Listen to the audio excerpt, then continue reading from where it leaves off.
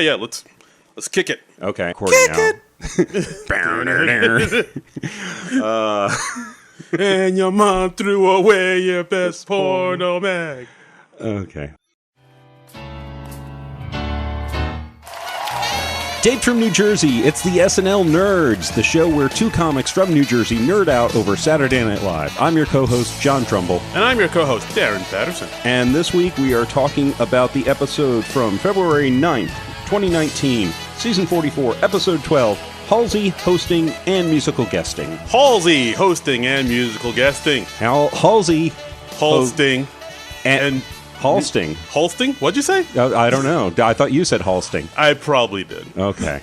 But yeah, Halsey, I'm going to admit, like, when I first heard about this, I was a little trepidatious. Because you did not know Halsey? She was an unknown factor to you? Yes, very much so. And then I looked around. As I probably mentioned on the last podcast where it's like, oh, it seems like she's done mostly singing and not much acting. Like, she's done some voiceover work, cartoons, and acting in her videos. But aside from that, I didn't see any TV shows or movies. And I was like, I don't know how this bodes. Yeah. Does this bode well? Or well, it's always interesting. I mean, because it's like somebody whose primary field is not acting. Yeah. And you don't know what they're going to do. Like, last week we talked all about the athletes. The athletes. The footballers and basketballers. Right. The sports people. Yes, the baseball men. And so that happens sometimes, but sometimes it's a pleasant surprise. It is. And a lot of times I thought it was weird because usually when I have like somebody who guests and is a musical guest, it's usually like a big, huge name. Like, I mean, for those that follow us on Twitter and Facebook, you see I posted up something where they showed a list of people who musical guested and guest hosted, and it's big names like Janet Jackson and Britney Spears and Taylor Swift. And so when I heard Halsey, I was like, See, I just assume Halsey probably is a huge thing right now, but I'm just unaware of her because I'm middle-aged and out of touch. I guess so. But even I guess so. Now I think about maybe there are people who, because Donald Glover musical guested and hosted, maybe there are people who maybe weren't familiar with Donald Glover before then. Oh, sure. So I guess I'm sure. Like, I knew Donald Glover from Community. I knew he had a rap career, but I wasn't as familiar with his rap material. Okay. And then then you learned. Then I learned. This is how I watched This Is America, and wow. That video was... Yeah. I mean, it's so much... I mean, I know about Childish Gambino, his older stuff. Like, if you listen to his early stuff, it's just like kind of... He's a good rapper. He had good beats, but now he's sort of gone away from that. He's like more focused on his singing, and then the last stuff he's done it's been more like Parliament funkadelic type of like 70s funk singing, and now he's kind of not rapping at all. Really, he's kind of doing his own thing. I don't even know what to call it, but it's great. And when that video came out, I was like, whoa, it's intense. He's taking his career in a bold new direction. But I was like, I hadn't heard of Halsey before this. It was announced that she was going to be hosting, and then I discovered to my surprise that she actually has been on the show earlier this year. She was a guest vocalist with Lil Wayne. Whoa. When he was on earlier this season. And that was a shocker. You told me about that, and I was like. Yeah, and I was like, how am I the guy who finds out about this? You're supposed to be more tuned into the music stuff I'm than the young, hip guy, and you're like the grizzled old vet. Exactly. That's the dynamic. Right. I'm the Eddie Murphy to your Nick Nolte, and that's what we agree to, and here you are, you're besting me. Yeah. You're besting me. In that one instance, yes. Wow. All right. So, there we go. But, I was pleasantly surprised by Halsey. I thought she did a nice job, but let's get into it. Let's dive into this. Let's unpack this show. What you said. Yeah. So we start out. We had the cold open. We had Meet the Press. Yeah. With Kyle Mooney as Chuck Todd. Chuck Todd. Ugh. Chuck Togg. Chuck Togg. That's my D&D character. Excuse me. Oh my lord. Chuck Todd, who says, I'm still figuring out my whole look. Yeah. Which, shot across the bow to Chuck Todd. I'm sure even Chuck Todd would be like, yeah, that's fair. And we had Donna Brazile. Donna Brazile. We had Keenan as Washington Post columnist Eugene Robinson, Cecily Strong as Wall Street Journal writer Peggy Noonan, Another middle-aged woman that Cecily is playing. Yeah. And Leslie Jones as DNC chair Donna Brazell. And they're all unpacking the National Enquirer Jeff Bezos blackmail story. Right. And it just quickly degenerates into, what do you think his penis looks like? Yes, very much so. And of course, Leslie Jones' character is like, what? Are we just talking about his penis all the time? Yeah, I thought it was interesting that we had Leslie Jones as like the one normal person, as the voice of reason. Yeah. Because she doesn't usually play like sort of the straight man. That's true. In these scenarios. So. Usually she's kind of out there with it, but now she's like the grounded one. It's like, interesting. I was like, oh, that's a different way to use Leslie Jones. And she did a nice job with that. So, and I did kind of like the sketch because I thought it was an interesting way to show how, like, our news is being told to us now. They sort of, I guess now the news kind of leans towards more the tabloidy. They go for the salacious stuff. Yes, like TMZ, National Enquirer type of stuff. Instead of telling us, facts and whatnot, we're all like, hey, what's Jeff Bezos' wang look like? Right, because that's what gets the clicks. That's what gets the ratings. That's what gets the likes and retweeters. Yeah. And what have you. Gotta sex up the news. Yeah. Justify my love. Whoa. What? Why do we go to Justify My Love? Were we not thinking the same thing? Okay, well. We're going to early 90s Madonna? Yes! Okay. That's not how you get down? All right, fine. I'm sorry. I'm not judging. That was just very out of nowhere. Well, it was where my mind went to. I'm sorry. Okay. You don't think of Justify My Love when you think of Jeff Bezos' penis? Is there a good answer to that question? Probably not. Probably not. Probably not. Okay. Wow, I really threw you. You really threw me. I think about Justify My Love a moderate amount for someone living in the year 2019, which is hardly at all. My mind never left. Okay. The 90s live on in my brain. All right. It's like Portland up here. That was the era that Madonna did like the sex book, right? Yeah, it was like all black and white and stuff. And right, with Vanilla Ice. I know Vanilla Ice is in it somewhere. Vanilla Ice. She was had a thing with Vanilla Ice at the time. That was I feel done. like Big Daddy Kane's in there somewhere too. Maybe I might be wrong, but it was like black and white videos and just, tastefully done. But it was still at the time. I remember just a shot of her like hitchhiking nude. She's on like a city street and she's nude and she's got her thumbs out. Like she's hitchhiking. And everybody was like, "Oh my god!" And she came out with and to tie it back into SNL, that's when they did the sketch with Phil Hartman and Danny DeVito did the audiobook, right? Am I nuts? The audiobook of Madonna's sex? Yeah. And I think I remember that. I remember there was a Wayne's World fantasy sequence. There was that. I'm pretty sure there was a sketch too they where were playing Justify My Love and they were parodying the video. Yeah, there was that. I remember that. That was weird. But then there was also the part where like they did the audiobook and Phil Hartman was Charles Heston. Okay. He was reading. I like my vagina. There it is. Yeah. See? Okay. I remember that. Opie and Anthony used to use that as a sound clip. As we all should. So anyway, people get distracted by the salacious stuff. Yeah, that's not your ringtone? What we were saying. Yes. And Wilbur Ross, Kate McKinnon. Kate McKinnon continuing her trend of playing weird, evil troll men. Yes. It continues. Yeah, and the streak continues. She talks about switching penises with a homeless guy for $100, which that's not a lot of money.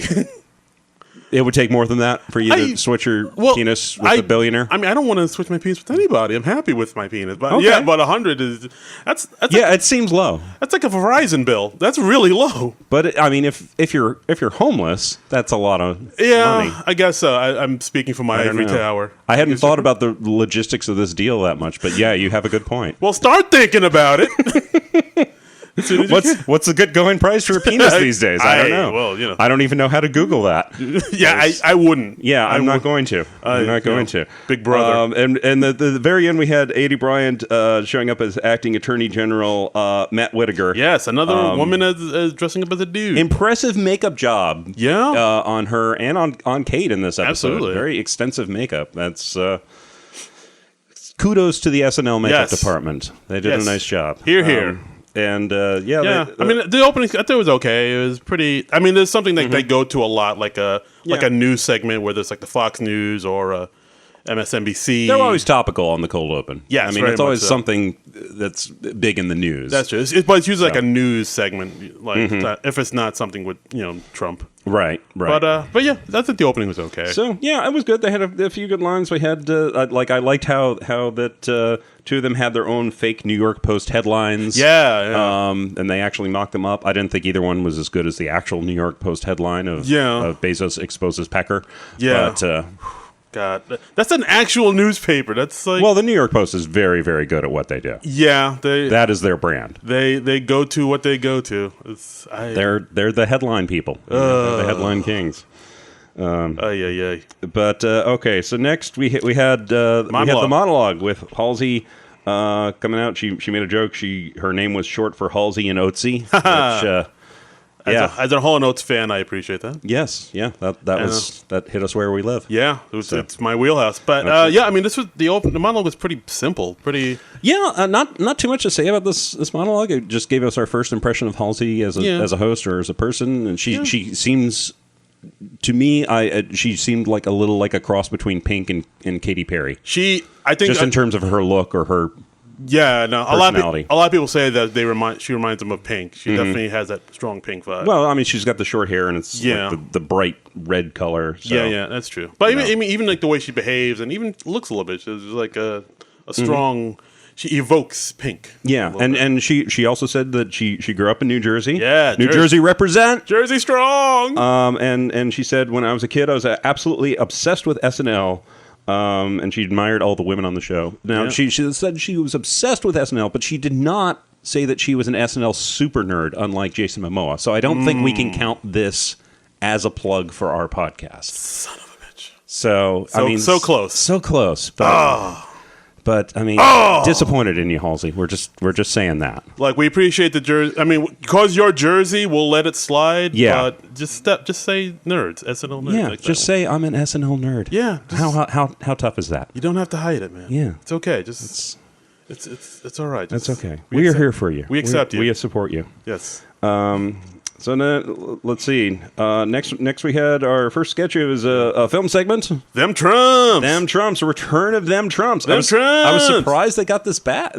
Oh, really? Yeah. No, I mean, I think it did really well the first time. I think it did well. I just didn't look at it and think, oh, it's a recurring bit, because it was just kind of that one joke. No, I see what you're saying. So I was just surprised to see it back. Pleasantly surprised. Yeah. Because it was still funny. I thought it was just as funny the second time. We had they said from the producers of Empire, the show that asks the question. They said asks. Jesus. I didn't even notice that. Yeah, they made a point. They said asks the question. That might say more about me than it does. It's like, oh yeah, ask the question. What's the problem? Yeah. What if Donald Trump was black? So we have all the Trumps as a black family. Yeah. And it turns out black Trump doesn't get away with it as much things as white Trump does. No, he gets hassled a lot by the po-po. Wonder why. Yeah. Don't understand. Nope. But it's always funny because like he says, it's like because Keenan goes into his big speech. And then it's cut short immediately. Like, oh yeah, the cops are here. I expected that. Yeah, that tracks. And then they run the credits really, really fast. It's a funny thing. It's funny. It's right. And the cops pull him over, and then he asks for license registration, and then he's in a limo. So it's like, I'm not even driving. Right. And then he said, well, don't worry, even though I am black, I still am the most powerful man in the. Sir, get out the car. Yeah, I expected that. Yep, here we go. Somebody record this for World Star. And it just speeds by. And then the credits at light speed. It's really funny. I mean, I guess it's a little bit because I know last time I talked about how some sketches kind of like the what am I trying to say? Like some sketches they do the same thing over and over again. Like the James McAvoy sketch, they redid the New Orleans sketch, Cuba sketch, and then they redid the two brothers fighting in the underwear sketch, and that's.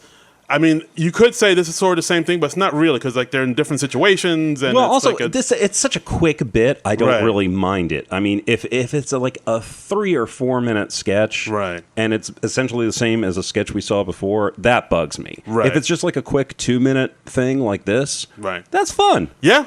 I mean, it's just like Yeah. It knows what it is. It gets in and out. It gets, we got the laugh. Get out. Get out. Yeah, exactly. Boom, Exactly. bang. And it's also a creative bam. way for them to use Trump, now that Alec Baldwin has sort of scaled back his appearances this season. So, No, absolutely. I mean, because you got to have a way to use or comment on Trump in some fashion. And this is a nice creative way to do it. Yeah, it's a good way to comment on him without having him be there. Yeah. Or see him. Of course, they're probably going to be losing Keenan very soon since his show's gotten picked up. So. Wow, yeah, that's a shock. I mean, I guess it's not official yet, but it's... He hasn't announced that he's leaving, but like he's got a sitcom that's been picked up for, what is it, like 10 or 13 episodes, I think? I think so, and he's also, isn't he hosting or guest judging like a comedy competition show?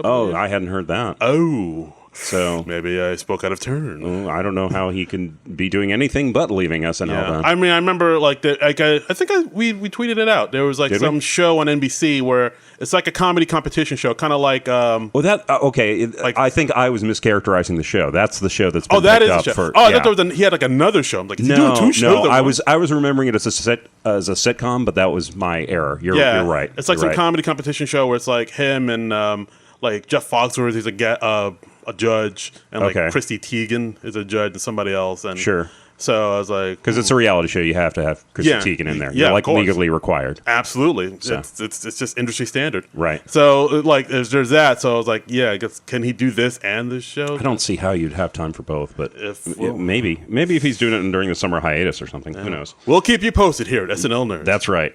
Yeah.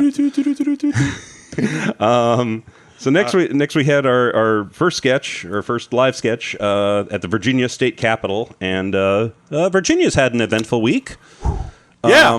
The Virginia governor has admitted that he wore blackface in college as part of a costume, and the Attorney General of Virginia also admitted to wearing blackface in college as part of a costume. So this sketch had Keenan as like a PR person, asking all the government reps, has anybody here worn blackface in college? And they're slow to come out at first, but then slowly but surely. And people raise their hand, and Pete Davidson's like, "Are you going to be mad?" "No, I'm not going to be mad. I just want to know so we can get ahead of this thing." "Well, I dressed up as Mr. T." "Okay, did you wear blackface?" "Yes, I did." Yeah. Yeah, that's bad. And then it just goes on from there. It's like, well, it doesn't count if it was in the 80s, right? Everybody wore black. No, it was wrong in the 80s. It was always wrong. It's like, what if it's an homage to somebody who you look up to? It's like, who do you look up to? Al Jolson? That joke, it was a good joke. It's a solid joke. It didn't really land. Exactly. I don't think enough people know who or remember who Al Jolson is anymore. I caught that too. I was like, do people not know who Al Jolson is? Or, yeah, I don't think his name has instant recognition. Yeah, I don't think so either. I think it's like maybe a generational thing. In case any of our listeners don't know who Al Jolson was, he was the guy who was in the movie The Jazz Singer, which was like the first talkie film, I think. I believe so. And he very famously appears in blackface. Yeah. In that movie, and he does Mammy. Yeah. And that's... I mean, worked for the time, I guess, because it's like 1920 something at the time. But you just don't. What is it with white people? Why do white people like blackface so much? John, you're white. Can you answer this? I cannot. Okay. I mean, it's just weird because it's one of those things. Like, it's just since we are in an audio medium, I just want to clarify: I am not wearing blackface. He is not at this moment. I can confirm. He is Darren not can testify. He can confirm for me. He will vouch for me at the next meeting. He is white as driven snow. Wait, what? Yes. You're coming to the meeting, or I'm not coming to the meeting. Oh, okay. Oh, no, I'm not invited to the meetings. I've heard. Who? Shit! How'd you know about the meeting? Fuck. You mentioned the meeting. Oh, you mentioned the meetings practically every week. Son of a! Gotta mention this at the meeting now too. Yeah. Son of a beast. They're going to have a talk with you about how you're talking about the meetings. Oh. But first rule of meetings: you don't mention the meeting. God. I'm but much trouble. But I liked this sketch. I enjoyed it because it was really funny, but it also had a point to make. And I mean, it's a horrible situation that is happening, but it's such a great situation to satirize. Yeah, I thought there was one line where I guess it was Mikey Day mentioned, like, what if you're in Black Booty? And Yes. it's like, I was like, what the hell is that? And it's like, oh, it's like, well, you kind of dress as a black booty. Mm-hmm. I was like, how do we know it was a black booty? Oh, well, because I was I'm wearing black. It just, guys, don't wear black. Just don't do It's it. a simple thing. Like, and it's not even like Halloween right now. No, it's not. How is it? It's February. How do we have so many black face controversies in February? It's really weird. It's so weird. Guys, just don't do it. Why do you want to do it so badly? Why? Just because you can't? Or because it's taboo? There are a lot of taboo things. Or because are they just... Do they just generally not think about it? Do they just maybe? I guess not... that's it. Like, it's like, oh, it doesn't bother me, so I don't see why I can't do it. Yeah. It's like, guys, just don't. Just don't. No. Just don't do it. There's so many other things you can do. It's a bad idea. Hey man, just like don't. Just don't do it. I'm depressed now. That's I'm legit depressed. I'm sorry. We're only 2 sketches in. We got a whole show to do. I know. It's all right. Hey, well, let's go to the next sketch. Okay. The Valentine's Day video, music video from with A.D. Bryant, Kate McKinnon, and Halsey. Yes, this was another film segment, and just kind of talking about how Valentine's Day you want to get down with your significant other, but then you get a platonic Valentine from like your mother, and now your mom's in your head. I guess that's. I mean, I have that's never happened to me, but I guess that there's something that happens to the women out there. Like they get a Valentine's Day from like maybe their female boss or their mom, and now they have that in their head. I don't know if it's exclusively a female problem. Is it? I didn't get any. I mean, I would assume, but no. I mean, I would assume that's happened to. I don't. Do you get Valentines from people you're not dating? Or, I'm sure I've gotten Valentine gifts from my parents, or like a card or something like that. My parents haven't gotten me shit. What is this, Ma? Where are my Valentines? I'm not going to get in the middle of that. All right. I am Switzerland. I am. I am going to be neutral. Fine. Don't take a side. Darren's mom, send him a Valentine. Yeah. Don't send him a Valentine. Do what you want. You too, Dad. You live your life. You too, Dad. Pick up the slack. Come on. But yeah, it's just the awkwardness of getting a Valentine from your mom or getting one from your boss. Yeah, or, the boss thing's a little weird. Who's the son? Oh yes, my son who doesn't quite read, who gives me a Valentine that says "I can't wait for tonight." And Kate McKinnon's like, "What do you think is going to happen tonight? We're going to have cake." It's funny. I mean, that's Ooh. Cake. Oh boy. Well, we should have more cake for Valentine's Day. That should be more of a red velvet cake. That's right there. Oh, that's true. Yeah, that seems like a very apropos Valentine. Yeah, that stuff's delicious too. I know. Some people don't like it. I'm like, we need more of an excuse to eat red velvet cake. I don't need no excuses. I'll eat red velvet cake unapologetically every day. That's right. All day. He is consuming a red velvet cake as we are recording. Yes, I am. I'm eating my feelings because of the meetings. I got to explain all this. But this was cute. I enjoyed this. Yeah, it was all right. I liked because Keenan was throughout. Keenan was in a lot of sketches this episode. Heavy Keenan show. Heavy Keenan. But like he was at. There's one point where he says, Valentine's Day is for lovers. They don't want to hear from you. I mean, that's what birthdays are for. Yeah, that's a good line. That's a good line. And that's pretty. It's pretty apt. Mm-hmm. Apropos. Mm-hmm. Okay, and the next sketch we get is. I don't know what you'd call this one. I guess it's called parents calling a guy when he's at work.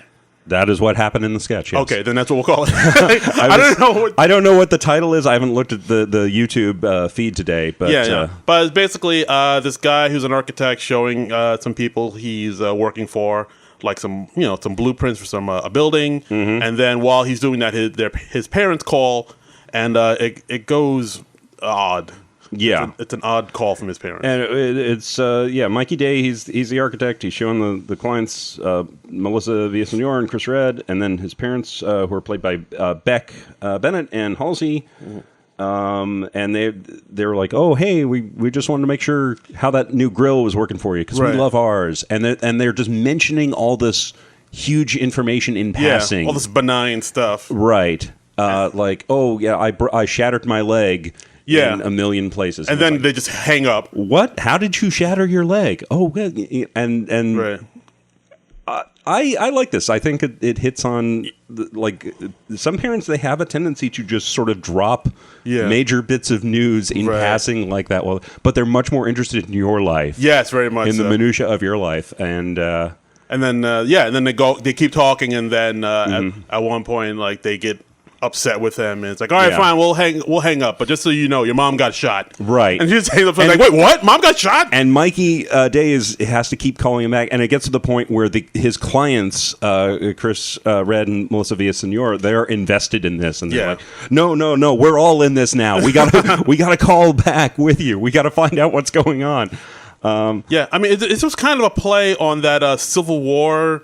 It reminded me of that. Yeah, the war at home. Yeah, the letter correspondence sketch with the Civil War, where it's like his significant, he's away in the war, and his significant other writes a letter, not saying much, but the last line is something very like big and explosive. It's like, oh, by the way, I saw Abraham Lincoln. Goodbye. Yeah. And they're like, what? Well, and there's this man who's living with us now. Why is that man living with you now? Yeah, and they don't bother go into that. Yeah, and at the end of the sketch, they're like, oh yeah, you can come.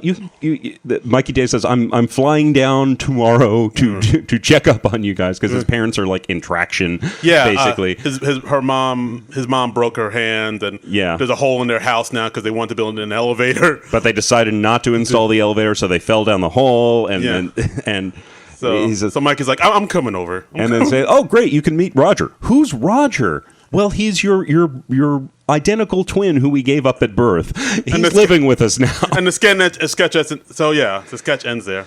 Yeah, it's a good sketch. Yeah, it's all over the place. I liked it. It was fun. It was absurd. Yeah, it was well played. Yes. Well played, SNL. Well played. Melissa started to break at one point. She started to break at one point. She was cracking a smile. Holy, I didn't even notice that. Yeah, but recovered quickly. All right. And then next, Women of Congress. Women of Congress. This is another pre-tape segment. It's the Women of Congress. They're in like this Charlie's Angels type super team. Yeah. They're all in white like they were for the State of the Union address earlier this week. I expected kind of more sketches about that because I thought it'd be more because I didn't see the State of the Union, but from what I've seen the clips of it and like the memes, it's all like Nancy Pelosi doing that clap thing. Yes, and that became a meme very very quickly. That became huge. Yeah, that became some people's like profile pic, and like AOC not standing and smiling and applauding. Like I expected more sketches around that, but they didn't really do that.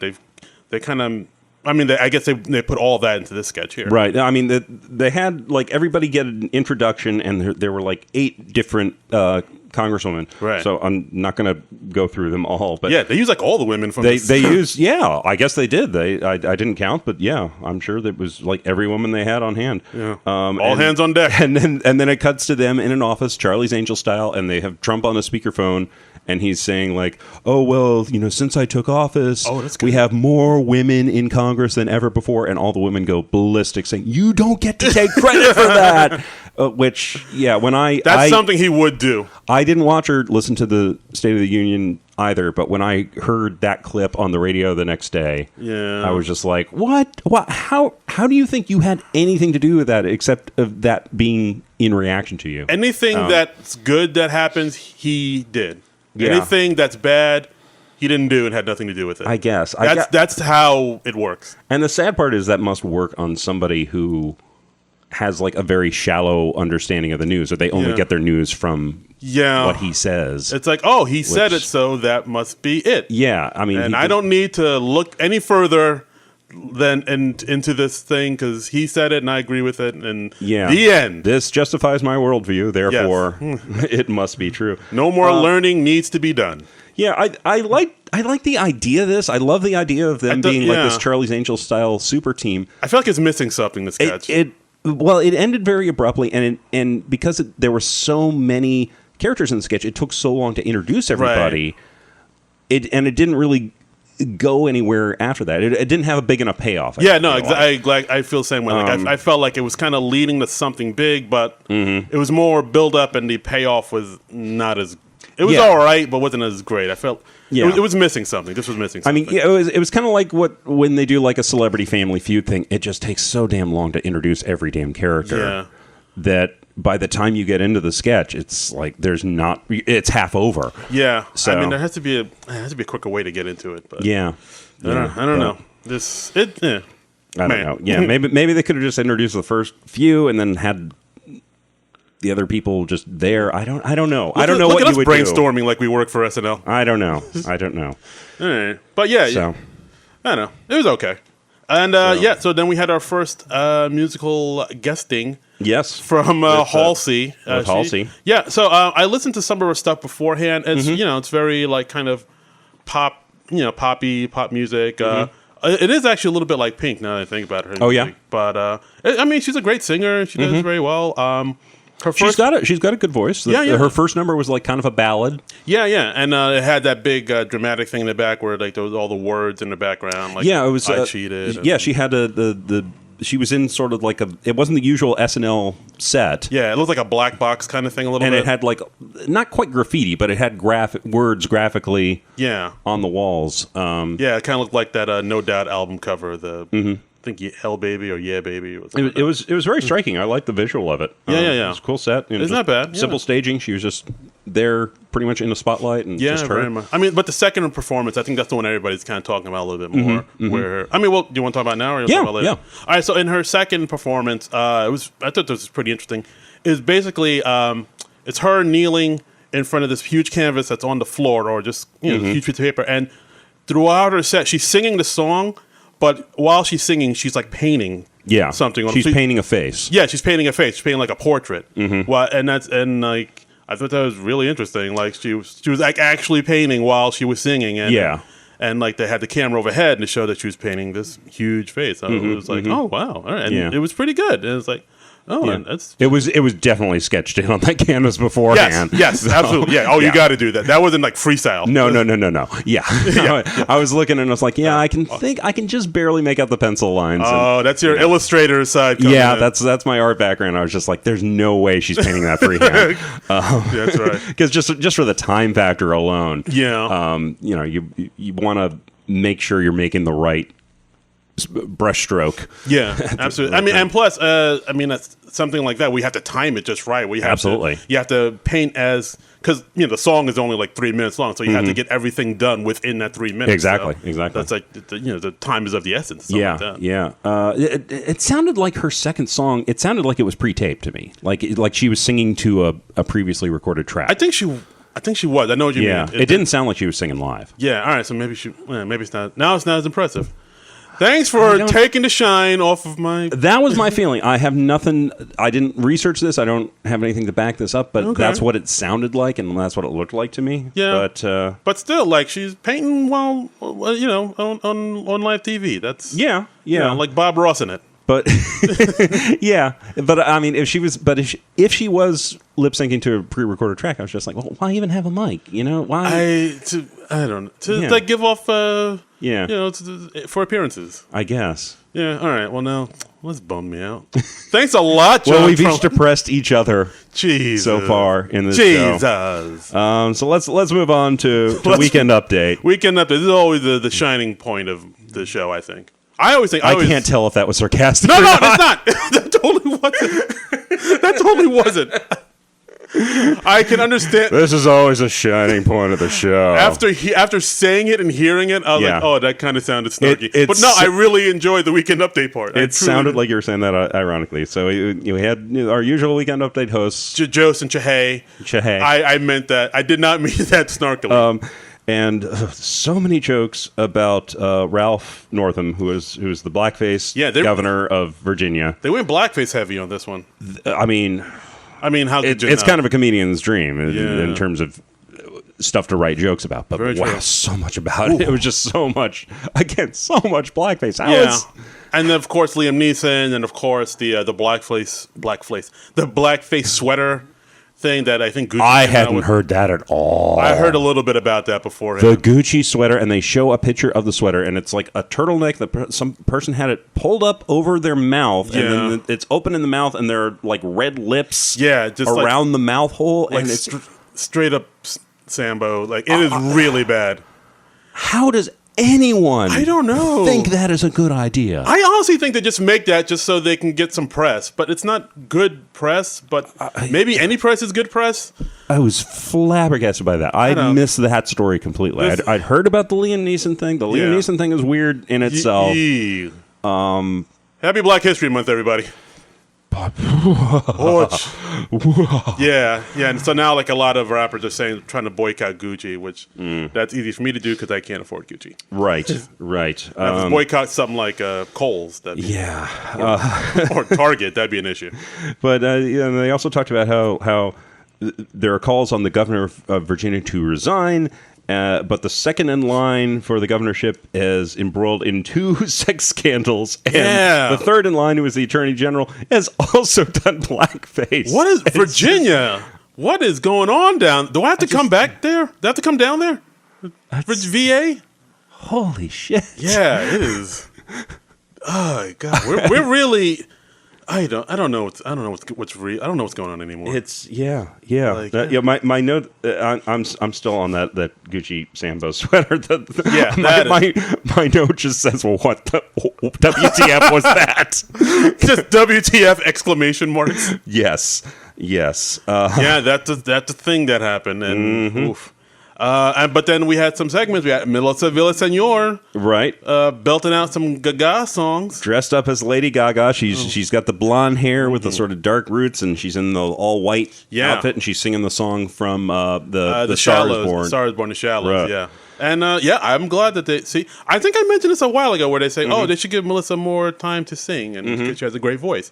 And sure enough, they gave her a big singing segment. And I was like, hey, well, she sings? I didn't know that she sings. And then like the week later, I see a video of her on YouTube, and she's singing up a storm. She's a good singer. And so that means, of course, one of the writers from SNL listens to our podcast, heard me say that, they need to have her sing more, and made my dreams a reality. It's the only possible explanation. That's it. That's all I can think of. That's what it had to be. That's right. So to all the SNL writers out there, you're welcome. Thank you. Yep. And if you want me to send you a writing packet, I will be happy to do that. But so tweet at me at They're Incredible. But I like how it was packaged. She was saying like, everybody's been waiting for me to give my Grammy picks. This is for all the Melissa monsters out there. Just her pretending she's got this huge fan base that she right.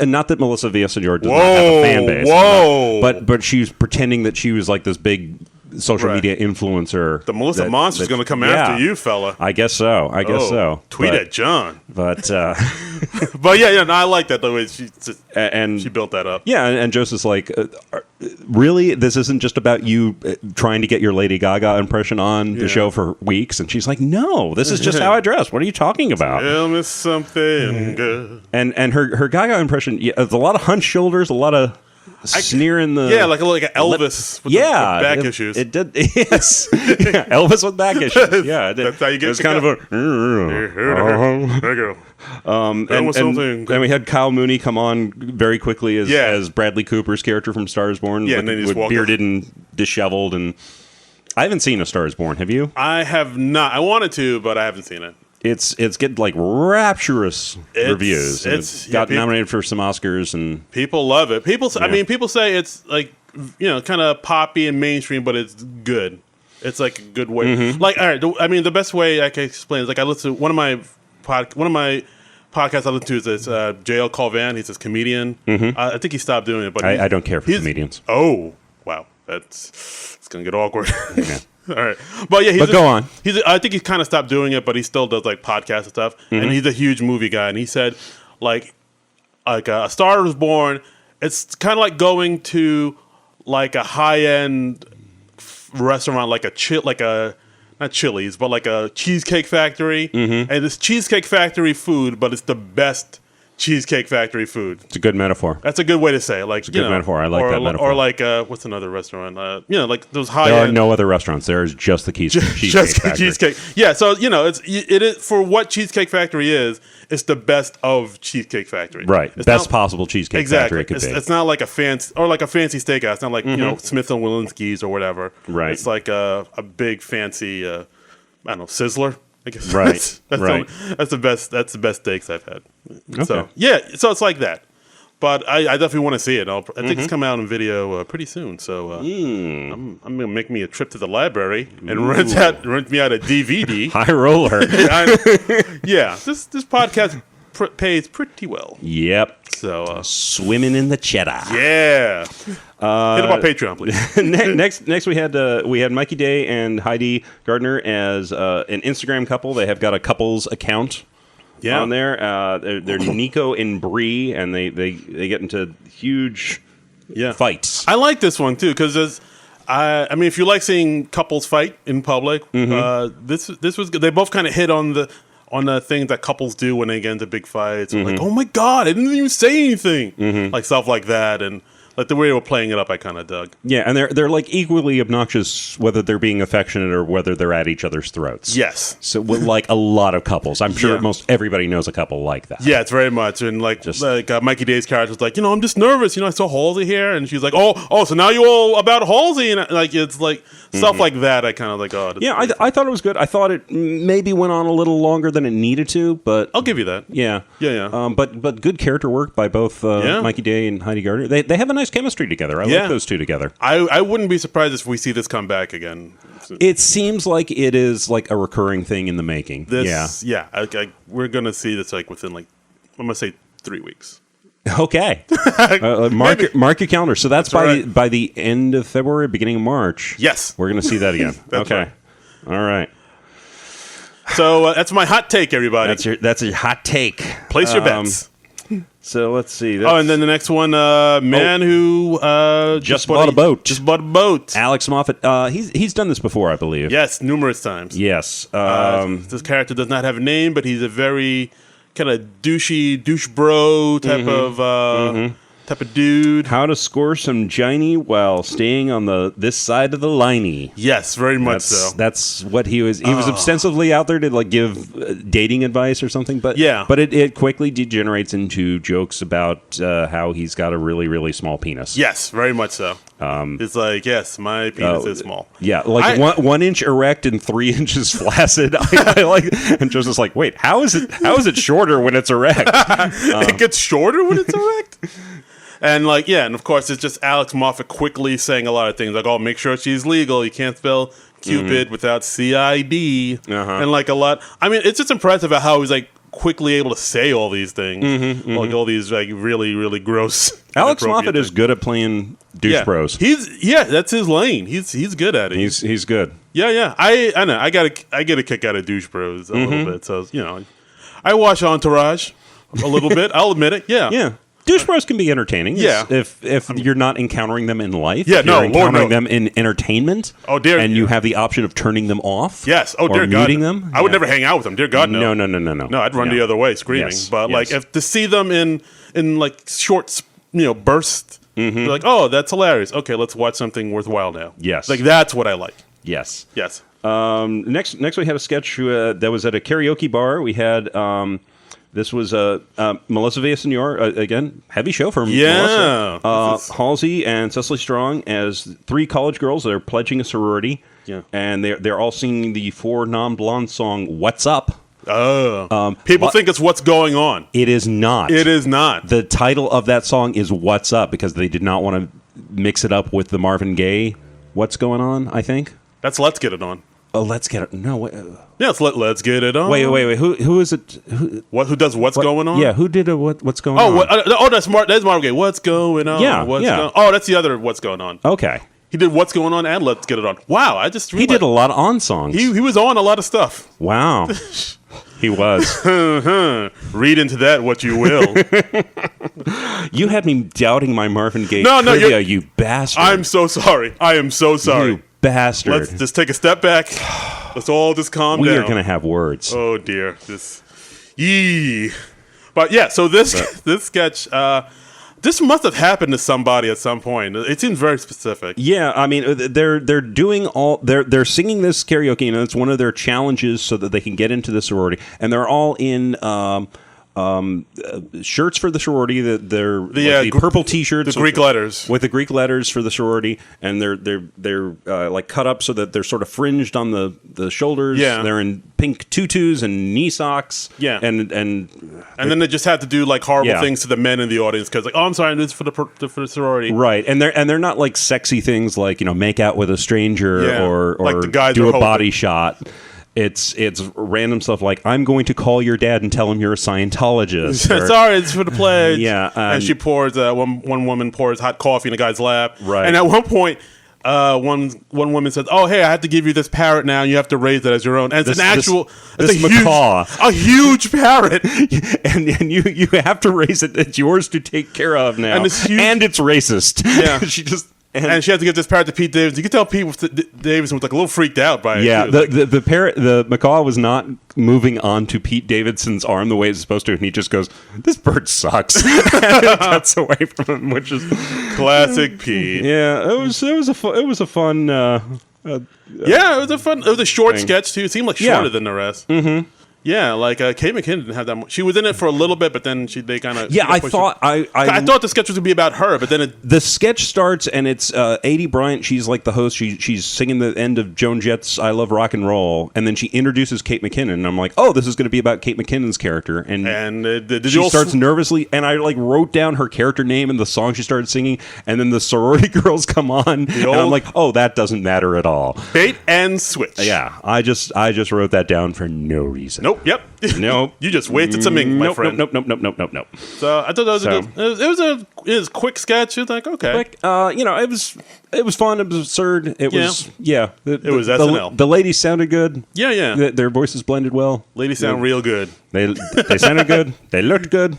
They looked kind of goofy, but ladies sound real good. Yeah. Yeah. So what do we have next? Next sketch. It's this Black History Month sketch from SNL. Now, I thought this was interesting because, like, at first it was like really kind of serious, had a serious tone to it. Honestly, it was because it started out with just Leslie and Keenan. I thought they were just going to introduce the next musical number, right? Because we hadn't seen it yet by that point in the show. Yeah, and then they talk about Black History Month, and they talk about the other black people that have been on SNL, like Garrett Morris, and mentioned Ellen Cleghorn and Eddie Murphy. Of course, Eddie Murphy. Yeah. And then, for a minute, I was like, oh, this is going to be serious? Is it going to do like a little serious tribute to all the... And then Ego Nwadum and Chris Redd come in and join them. Right. And then, like, oh, wow, I guess it's going to be like a little serious thing. I better get ready for... And then, of course, Kyle Mooney comes in and Kyle Mooney just takes over, and he's talking about how important Black History Month is, right. and how it's and the black people are not getting a word in edgewise, and it's really rude of Kyle Mooney. He just keeps going on and on and on, and it's and then I'm sorry, you had something to say? No, were you gonna say no? Well, anyway, like I was saying, so Kyle Mooney, he just keeps cutting him off, and he's like trying to be woke, and he's trying to lend his support, but he's just doing that typical white guy thing of just like going on and on when he really should just let the black people talk. Yeah, and then and really, that was awful, right? He just did not let the black people talk. Yeah, but then Beck Bennett comes in. Yeah, and then the two of them, they get into an argument about trailblazing black women, and it was funny because it was just so rude. Yeah, and he keeps talking over the other people, and it was just wrong. But that was the sketch. And then of course the black people are like, oh, I feel like you're just overcompensating because you want to impress your black friends. And then they're both like, we have black friends. They're so happy. We have black friends. Everybody's happy. It was funny. I'm assuming that Kyle and Beck had something to do with writing this since it featured the two of them. Whenever I see the two of them, I'm like, it probably like those two were up to something together. Yeah, the two. And like I did like that one thing Kyle said where it's like, I even hate that they had it so late in the show. This sketch, that was great. I was like, ooh, that was great. It's like if it was up to me, it would be up earlier in the show. Right. And that's a very I would vote for Obama a third time if I could. Yes. And we had all sorts of fun, kind of bemused reactions from Keenan and the others. Just like, okay, we know he means well, but this really is not about you, dude. Yeah, even Leslie was like, really? For real? Yeah. And they were like, look, we appreciate you Googled all these names and you memorized them to say on the show. But It's like, did you know, like, black people were doing sketch before SNL? Yeah. yes, we did know that. Did you know about Flip Wilson? Yeah. Did they mention Flip Wilson? I think I missed that. No, they did. They probably should have. No. Yeah. That was the first one I thought of, Flip Wilson. They mentioned some other people I didn't remember. Yeah. But they should have mentioned Flip Wilson. They should have mentioned Flip Wilson. Never forget Flip Wilson. Flip Wilson. What was the name of his drag character? Geraldine? Geraldine, yes. Okay. Yes. Oh, good. I'm glad I remember that. Yeah. All right. You impressed me. All right. You did it. I think we have exhausted the extent of my knowledge on Flip Wilson. I know he played Oscar, and they had the black version of The Odd Couple in the 80s. Do you remember that? Wow. It was Yeah. Flip Wilson and Ron Glass. Yeah. Who's in And, Serenity? yeah. Or Firefly. And Ron Glass, actually a graduate of my alma mater, University of Evansville. Ooh. It's a big theater school, and Ron Glass is one of the notable theater graduates. Far out. So This moment in Black History Month. Exactly. Wow. So we celebrate Ron Glass. Yes. This week on the SNL Nerds. Yes. Wow. I'm gonna watch. And Flip Wilson. And Flip Wilson. Wow. I'm gonna watch the episode of Barney Miller and the Yeah. Flip Wilson show when I get home. I don't think we can find any of that Odd Couple. That's probably fallen down the memory hole. Well, that's a It didn't last very long. No, I guess it's only I mean, because I guess that's kind of a gimmick. Yeah, You know, but it's yeah, I guess so. Yeah. I'm curious. I'm really Wow, now I you're really want to go on YouTube right now and find out if there's any of the Black Odd Couple on YouTube. Wow. Listeners, call in. Let us So- know if there's Yeah. the Black Odd Couple is out there. It's gotta be, Okay. right? I mean, Yeah. do you remember they did the Black All in the Family thing for a while I do. ago? That was like 704 Hauser Street. yeah. something like that. I knew it was the address. I couldn't remember the number. yeah. I watched the pilot of that. Yeah, it was. I don't even remember it. But They had Mike and Gloria's kid show up.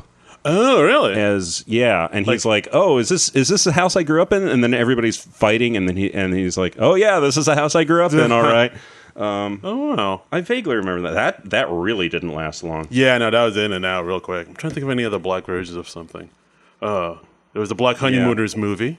I remember that. That was. I remember that. That was a movie, and maybe we should wait. Oh, wait, we're doing a podcast. Maybe we Okay, should no, do that. there are episodes of The New Odd Couple on YouTube.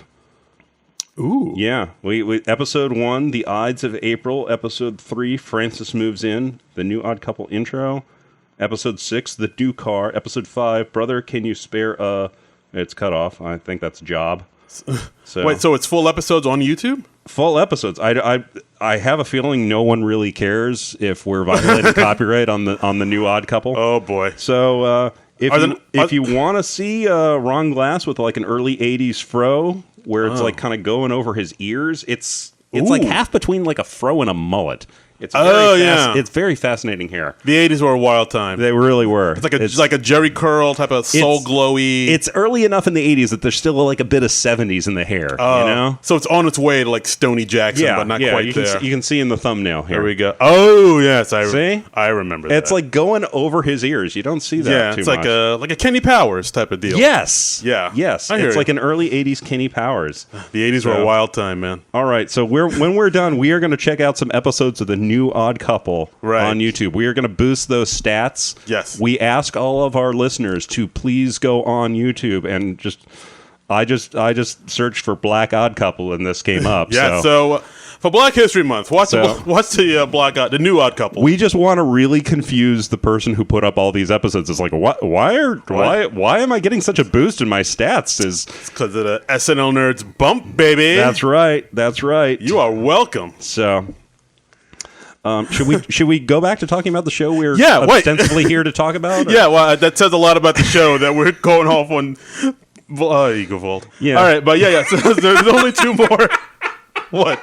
Just you saying Oigavolt. Yeah, that amused me. Oh, happy Black History Month, everybody, one and all. So the next one is the family dinner. This one had Keenan and Leslie and Halsey and Chris and Ego.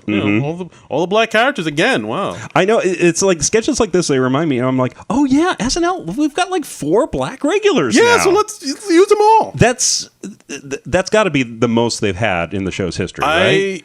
Probably.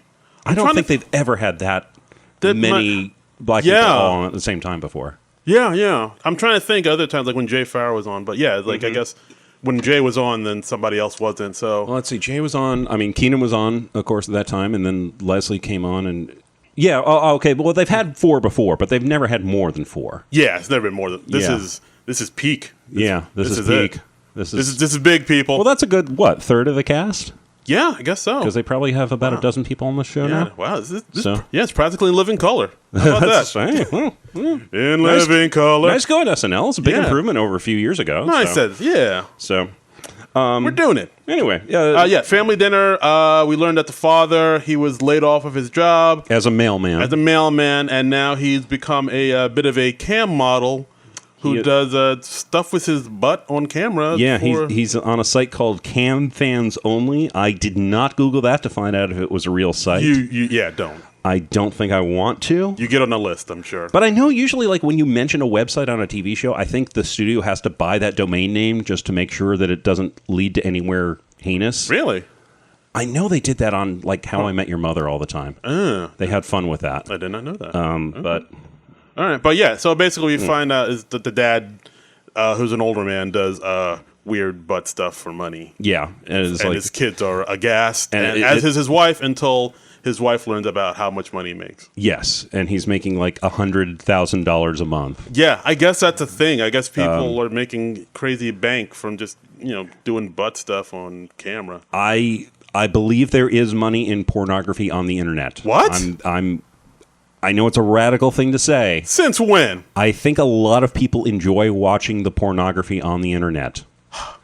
And some people are even willing to pay money to get more or better or more explicit pornography on the internet. Wow, that happens. This is not my America. I didn't see. Wow. You didn't sign up for this. Didn't sign up for this. Wow. All right. Yeah, but I enjoyed like how casual he was about it. And they were like, "Dad, that's you should be careful. That's a site where like gay men go on to watch guys do butt stuff." And he's like, "Oh yeah, that's the one." Yeah, and we find out his screen name is like his actual given name. Yeah, he put his government out there like that. Yeah, and like of course guys come up to him and like, "Oh, I love your work. You're amazing." Yeah.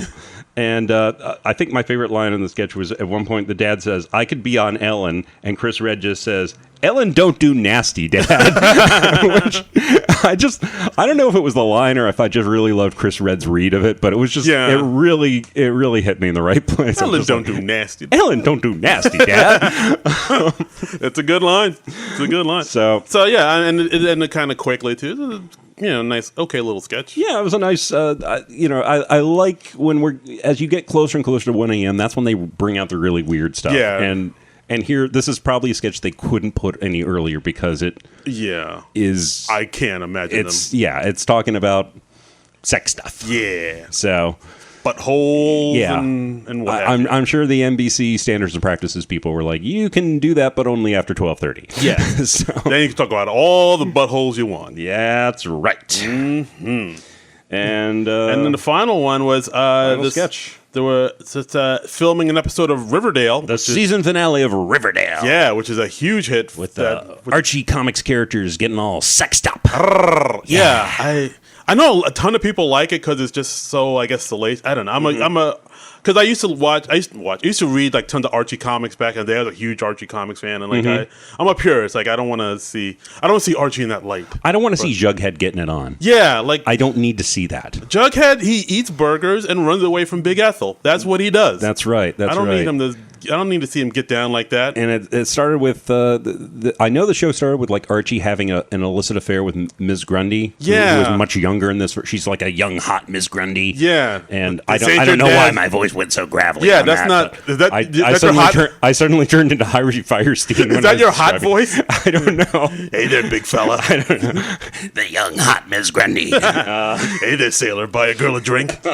Like, aye. So basically, we don't really get Riverdale. I don't. If you like it, God love you, but it's not. It's a popular show. It's got to be in its like second or third season. It's getting really popular. I mean, so much so that they made the Sabrina thing too. Oh, did they have is that an actual spin-off? You didn't see? Yeah, so I don't know if it's the Chilling Adventures of Sabrina, the Netflix thing. Yeah, I mean, I don't know if it's a direct spin-off, but it's it's definitely That'd inspired. be cool if they shared the continuity. Yeah, I mean, it's definitely inspired by it, though. Like, Yeah. like a darker version of That's something true. you grew Yeah, up I as hadn't a thought kid. of that. But yeah. you're right. But yeah, I don't know. But a lot of people like Riverdale. So anyway, they're filming this episode of Riverdale, and it's this episode where somebody died, and like they're in the coroner's office, and Pete Davidson's playing the corpse. Yeah. But he's like this method actor. British method actor. Yeah. And Lionel Rogers. Exactly. He wants like death rattles in there, and like, you know.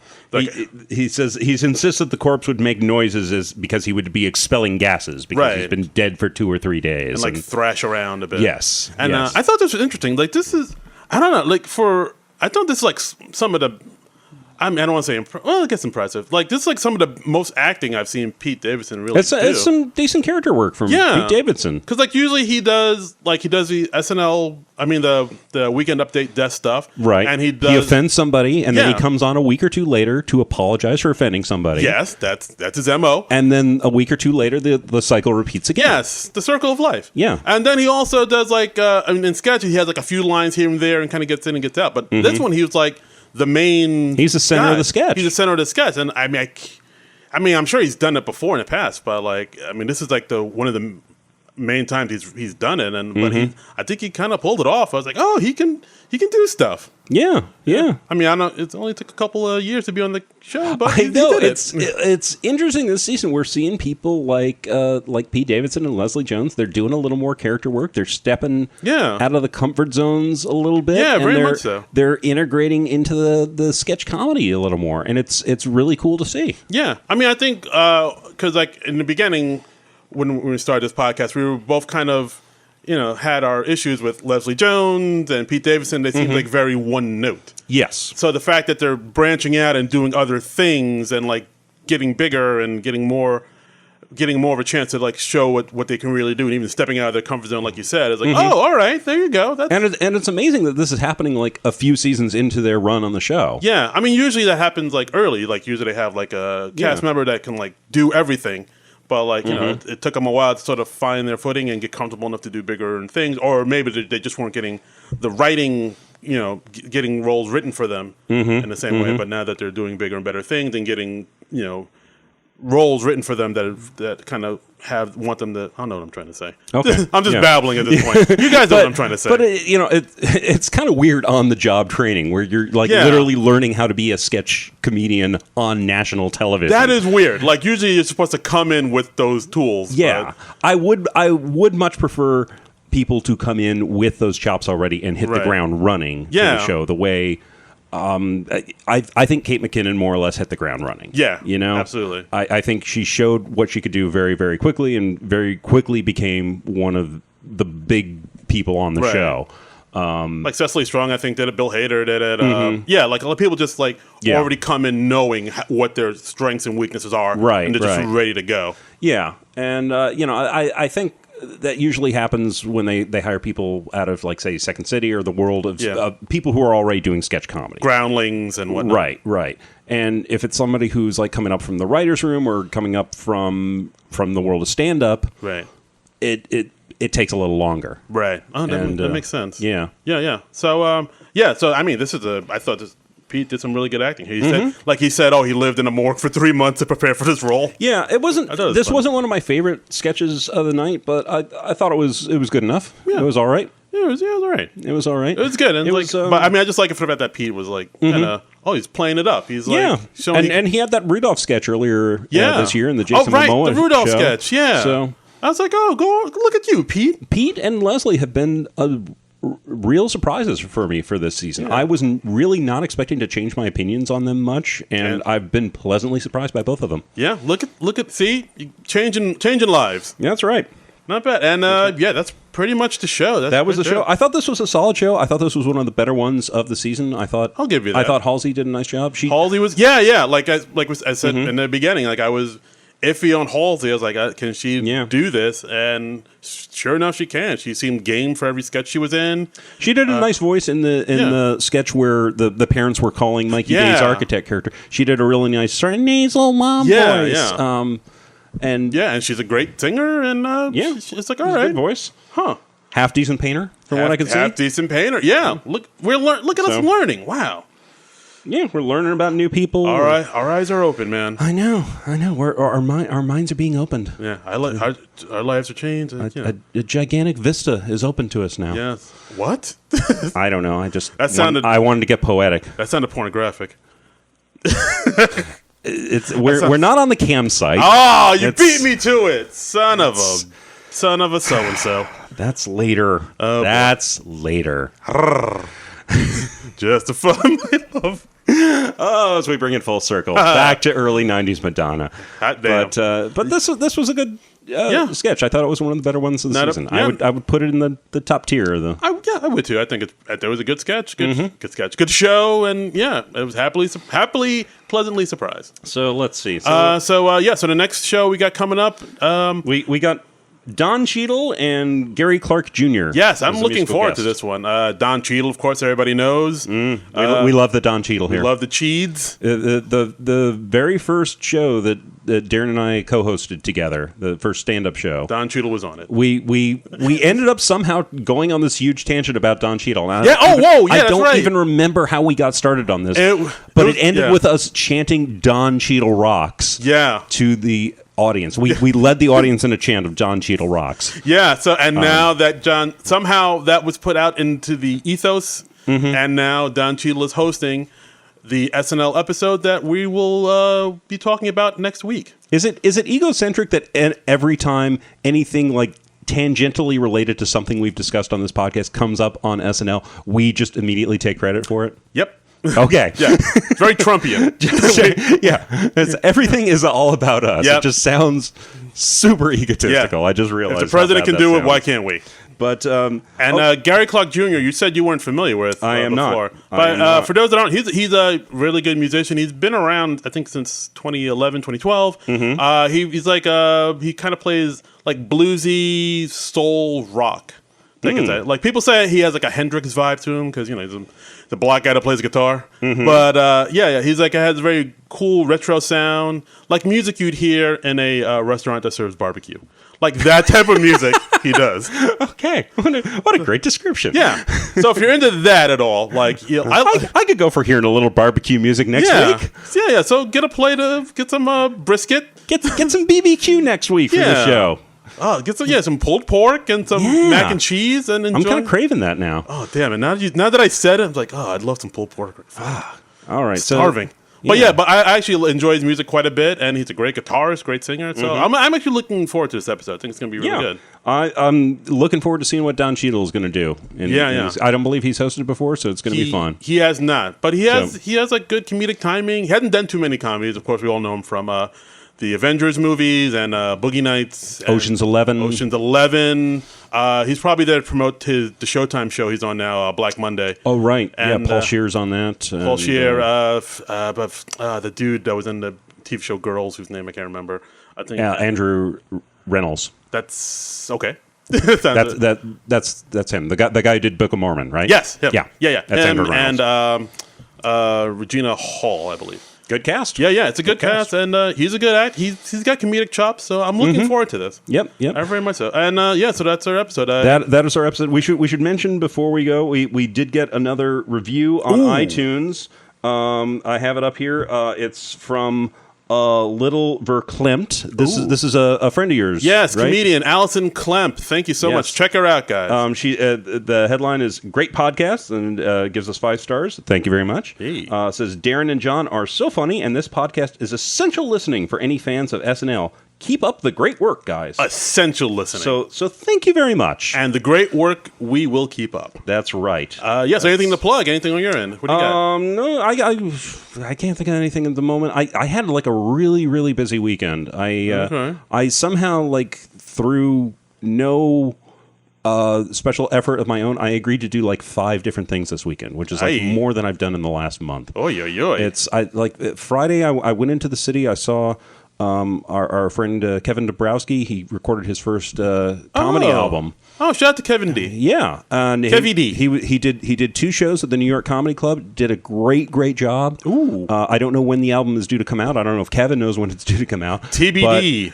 but hilarious stuff, and I will be sure to plug it when it comes out. Far hey, maybe we'll have him on the podcast. It was great stuff, here. and maybe if the recording was good, you can hear me laughing in the background. Ooh, yeah, so, you have a boisterous laugh. I wouldn't be surprised. If I like to support. Yeah, I like to support. Good on you. So yeah, and then yesterday I went to like a friend's birthday thing that he was doing, and we're doing a thing after we get done recording. We're gonna go hang out with our friend Matt. Yeah, and his fiance Amy. Shout out to Matt Jenkins. Yeah. Yeah, another friend of ours who's a comic. We're in the know. That's what we're trying to say. We run in some deep circles. And and I did a phone interview yesterday afternoon. All right, we get it. I'm doing a lot of shit. You're man. very popular. Yes, the world wants you. Yes, John. I don't like doing things and seeing people. This is so unlike me. Oh my god, this is. You want to live like a hermit?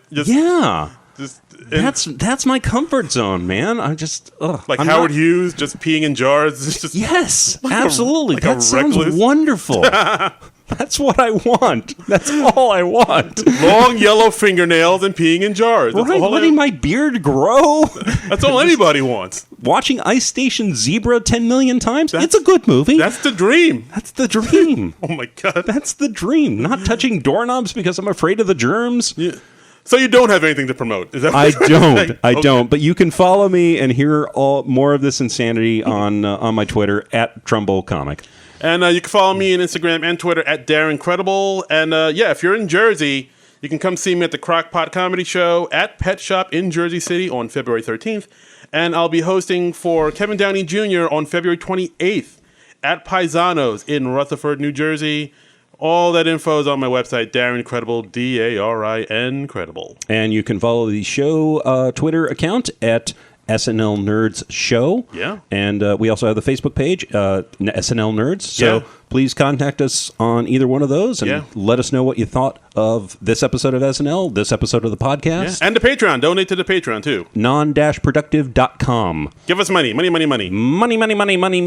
We like the money. Yeah. And, Oh, and do you want to try that new catch or phrase for signing off? I was going to try and do it a little more organically, but yes. Ooh.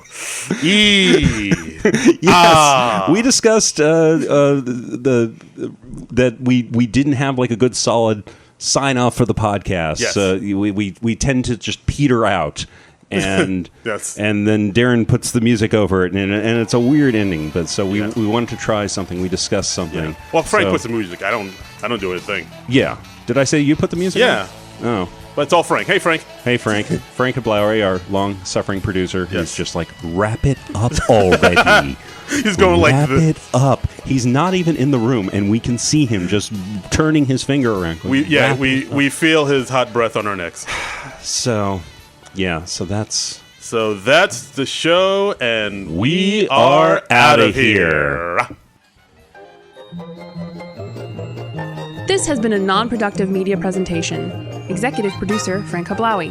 This program and many others like it on the Non-Productive Network is distributed under a Creative Commons Attribution Non-Commercial No Derivatives license. Please share it, but ask before trying to change it or sell it. For more information, visit non-productive.com.